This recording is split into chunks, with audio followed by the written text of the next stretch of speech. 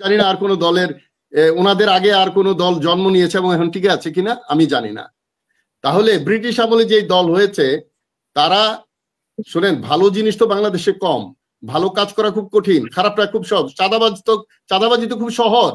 আপনি মহসিন ভাইকে বললেন, আমাকে বলবেন চাঁদাবাজি, আমরা তো চাঁদাবাজি যাব না কখনো। আমরা যে সমালোচনা আপনাদের করি বা সরকারের করি, এই সরকার যদি ওই সমালোচনা নিয়ে সংশোধন হতো, বা আপনারা যদি মনে করতেন না এটা তো এই যে প্রবাসীকে আপনাদের এক নেতা বলেছে এটা সঠিক না, ঠিকই এটাকে একটা ব্যবস্থা নিতে হবে, তাহলে তো দলের ভালো, এটা স্বার্থ। জাতিকে দুই ভাগ হয়ে যাচ্ছে এখন, পিআর এর পক্ষে আর বিপক্ষে। পিআর এর সবচেয়ে বড় হলো ভালো দিক আমি মনে করি ব্যক্তিগতভাবে, যে মানুষ হত্যা কমে যাবে, ব্যক্তির রেশারেশি কমে যাবে। ওই কলকাতায় গিয়ে কিমা করে আরেকজন এমপি হয়ে যাবে, তারে ফেলে দিবে, এই রেশারেশিটা থাকবে না। তবে এই সরকার কি বোঝে কি বোঝে না এটাই বোঝা যাচ্ছে না। তারা বুঝে কথা বলে না বুঝে কথা বলে।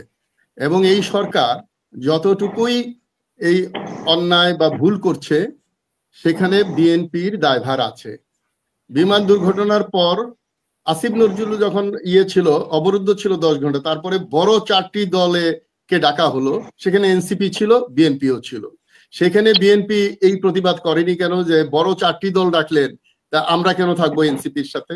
সো এনসিপির সাথে যাবেন, কিন্তু এনসিপির আবার ছোট দল বলবেন, এটা তো হইতে পারে না। তারা সারা দেশে কেন পদযাত্রা করছে এটা আবার প্রশ্ন করছেন। যাই হোক, আপনার প্রশ্ন তাহলে আমাকে বলেন, আমি যে একটা কথা বলে নিই। হাবিব ভাই, আপনি বলছেন, আপনাকে যখন উপস্থাপিকা প্রশ্ন করলো বিএনপি চাঁদাবাজি বন্ধ করতে পারলো না, তো আপনি বলেন এনসিপি চাঁদাবাজি দিয়ে শুরু করলো। অর্থাৎ এটা কি যুক্তিসঙ্গত উত্তর হলো? জনগণ কি এত বোকা ভাবা ভালো যে চাঁদাবাজ কেন বন্ধ করতে পারলেন না? বললেন না এনসিপি করে বলে আমরা করি, তো উমুকে খাই নাই বলে আমি খাই না, উমুকে খেয়েছে বলে আমি খাই।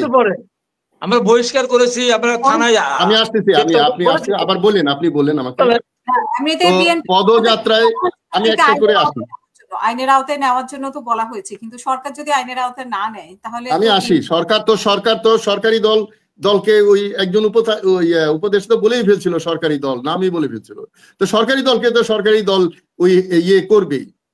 বিএনপির মতো দল যদি এই 2018-তে ডক্টর কামালকে নেতা মেনে তাকে না জানিয়ে জামাতকে 21টা সিটের জন্য ধানের শীষ দিতে পারে, তারা যে জামাতের বদনাম করে কিভাবে? এর কোনো উত্তর আছে? তো সুতরাং এগুলো, এই যে একটু আগে বললেন যে বাংলাদেশ মুসলিম লীগ একটা ছোট দল, কিন্তু বয়স্ক দল। এই দলের বয়স যা হয়েছে আমি জানি না আর কোন দলের ওনাদের আগে আর কোন দল জন্ম নিয়েছে এবং এখন টিকে আছে কিনা আমি জানি না।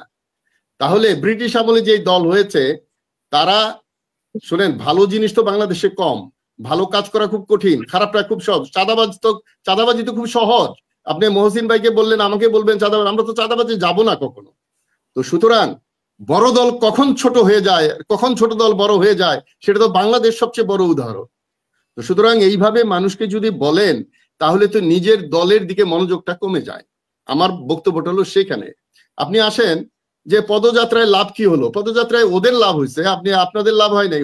ওরা প্রচার হয়েছে, তারা যে একটা দল করেছে, তারা প্রচার করতে পেরেছে। কোথাও কোথাও ভুল করেছে, কোথাও মাইক খেয়েছে, কোথাও বীরের মতো গিয়ে, বাঘের মতো গিয়ে, বিড়ালের মতো লোহার গাড়িতে এপিসিতে পালাই আসছে, এগুলো আমরা বলেছি। আপনি বললেন ডক্টর ফয়জুল্লাহ সহযোগিতা ছাড়া কি ওদের সফল হতে পারতো? আমি কি সরকারের সহযোগিতা ছাড়া তারা কি পদযাত্রা করতে পারতো? আরে আপা, সরকারি দল আমি বলছি, আপনি বলছেন সরকারের সহযোগিতা, তাহলে সরকারি দল হলো কিভাবে? এটা আমি নিজে, আমরা দাবি করছি যে এই সরকার বলে দেয় যে আমরা নিরপেক্ষ না, আমরা এই গণ অভ্যুত্থানে যারা ছিল তাদের সরকার, এটা বলে দিলেই তো হয়। তারপরে আমরা ফাইটটা ওইভাবে দিতে পারি, বিএনপি কে নিয়ে বা মুসলিম লীগকে নিয়ে সবাই মিলে আমরা বসতে পারি। ওটা তারা পরিষ্কার করছে না তাদের কৌশলের জন্য, তাদের কৌশল এটা বুঝতে হবে রাজনীতিটা। আসেন, ডক্টর ফয়জুল্লাহ নিয়ে উনি অনেক কথা বললেন। এখন এই ডক্টর ফয়জুল্লাহ তো বিএনপির গীত গাইছে অনেক, আমরা যখন টকশো করেছি তার সাথে, বিএনপির পক্ষ নিয়ে যেভাবে কথা বলেছে বিএনপিতে যোগ না দিয়ে, এটা তো আমরা অবাক হয়েছি। সেই বিএনপির বিরুদ্ধে ওনারা বলছেন এখন ওনারা খারাপ হয়ে গেছে আওয়ামী লীগের মতো। বিএনপির বিরুদ্ধে গেলেই লোকটা খারাপ, আওয়ামী লীগের বিরুদ্ধে গেলেই জঙ্গি। আপনাদের সঙ্গীত শিল্পী মুনির খান, আসিফ সহ কত লোক নিজেরা সরে যাচ্ছে, সেই দিকে খেয়াল করছেন না। হাজার হাজার লোক বহিষ্কার করছেন। পৃথিবীতে আর কোন দল আছে পৃথিবীতে যে এতগুলো বহিষ্কার করতে হয়েছে? তো এটা তো অহংকারের কিছু নয়। আপনারা বললেন কত লোক শহীদ হলো তারা মনে রাখলো না, অথচ আপনারা শহীদের রক্ত শুকানোর আগে 72 ঘন্টার মধ্যে বলেছেন এই 3 মাসের মধ্যে নির্বাচন দিতে হবে, আপনারা ক্ষমতায় যাওয়ার জন্য, আর জয় বলছে 90 দিনের মধ্যে ইলেকশন দিতে হবে, ভারত বলছে দ্রুত নির্বাচন দিতে হবে।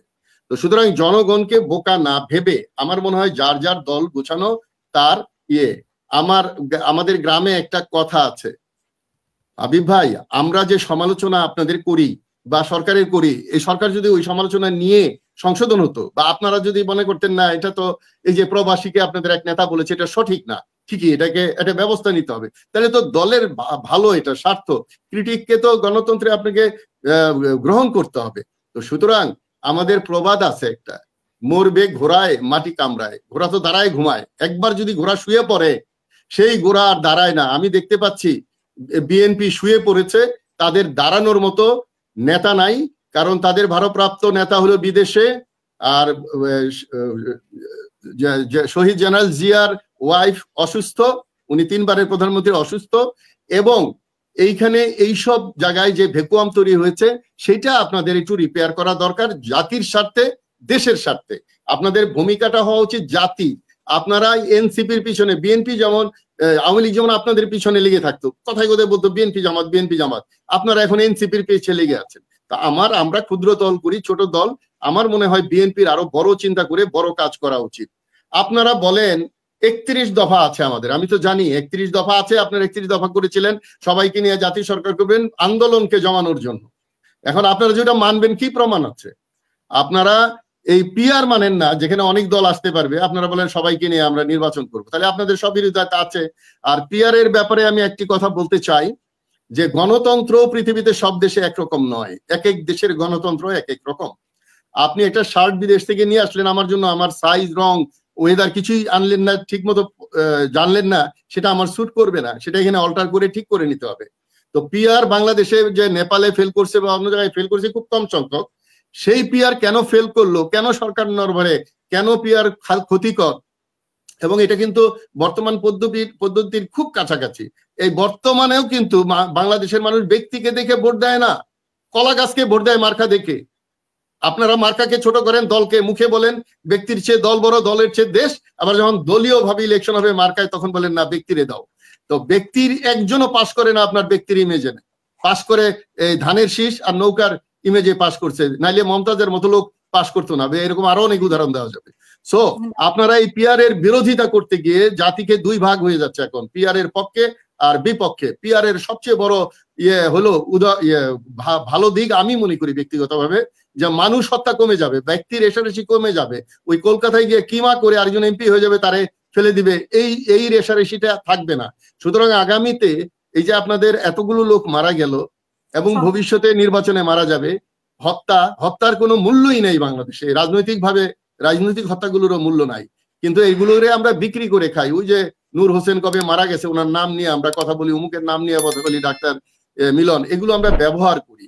আসলে মানুষকে যেভাবে হত্যা করা হয় রাজনৈতিক দলগুলো সেইভাবে সেটাকে মূল্যায়ন করে না, এটা মানুষ বুঝতে পেরেছে। সেই অ্যাঙ্গেলে আপনাদের রাজনীতি করা দরকার বলে আমি মনে করি।